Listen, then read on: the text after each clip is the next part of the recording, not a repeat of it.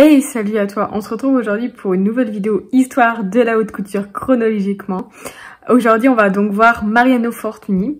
Mariano Fortuny est un Espagnol, il est né donc à Grenade en 1871 et il est issu d'une famille de peintres. C'est-à-dire que son père est peintre et sa mère est issue d'une famille de peintres. On peut dire que c'est un artiste complet parce qu'il est peintre, sculpteur, graveur, scénographe, créateur de textiles, styliste aussi, architecte. Donc c'est un artiste aux multiples talents. C'est pour ça qu'on dit qu'il est un artiste complet. Il s'inscrit dans l'histoire de la mode grâce à son plissé, le plissé Fortuny, qui a un plissé fin et irrégulier. Il créa ainsi la robe Delphos en 1909. Cependant, il faut savoir qu'il attribua tous les droits de propriété intellectuelle donc à sa femme Henriette, qu'il rencontra en 1902, puisque c'est elle qui a réalisé le premier prototype de la robe Delphos. La robe fourreau Delphos est une robe donc très longue et moulante. Actuellement, on a toujours des robes fourreau dans la mode, je vais vous mettre des photos.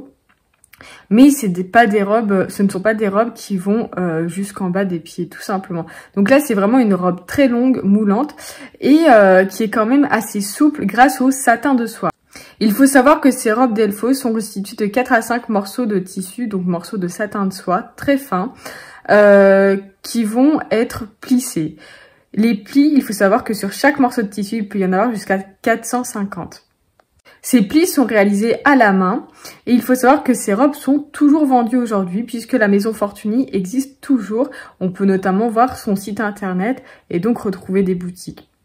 Et il faut savoir donc que cette robe fourreau Delphos a été inspirée par une statue grecque découverte en 1869. C'est l'Aurige de Delphos. Il faut savoir que les couleurs de ces robes sont uniques, obtenues grâce à des bains de teinture successifs. Mariano Fortuny est vraiment très inspiré par la Grèce antique et par l'Orient. Et on pourra voir notamment que sur ces robes, il y a parfois des cordelettes comportant des perles en verre de Murano, qui se situeront donc autour du cou, mais aussi autour de l'épaule. C'est aussi des cordelettes qui pourraient être au niveau de la taille. Il faut savoir que ce couple est très créatif et qu'ils vont créer des objets et des procédés qui n'existaient pas jusqu'à présent. Ils vont notamment créer des lampes en soie qui vont être les premières lampes à pouvoir régler la luminosité. Suite à son décès en 1949 à Venise, donc là où ils auront passé la plus grande partie de leur vie, eh bien, sa femme va vendre certains droits, mais va garder ceux à propos de la soierie et des velours, afin de continuer à créer et à fabriquer des robes avec ses employés. Suite à cela, le palais Fortuny est donc devenu un musée. Il faut savoir qu'un jeune Vénitien, Lino Lando, au sein de ce musée, s'est énormément intéressé à comment étaient faites les robes.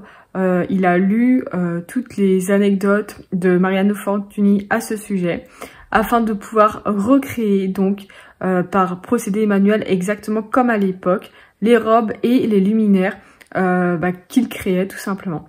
Ce fut donc possible grâce à un travail acharné de lui et de ses collaborateurs. Et en 1984, la production de robes et donc de lampes reprit à nouveau son cours.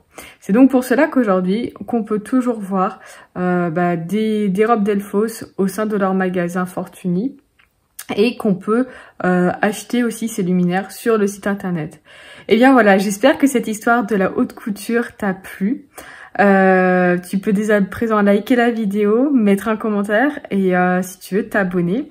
Il y a des vidéos histoire de la haute couture tous les mercredis à 8 h. Tous les vendredis à 8 h, c'est à propos de l'histoire de ma marque. Et tous les samedis matins, c'est une nouvelle illustration de mode que je crée pour ma marque. Donc c'est soit une reprise d'une illustration déjà créée que je mets dans une autre couleur, soit une réelle création. Voilà, il y a 8 h aussi. Voilà, je te dis à vendredi prochain, bye.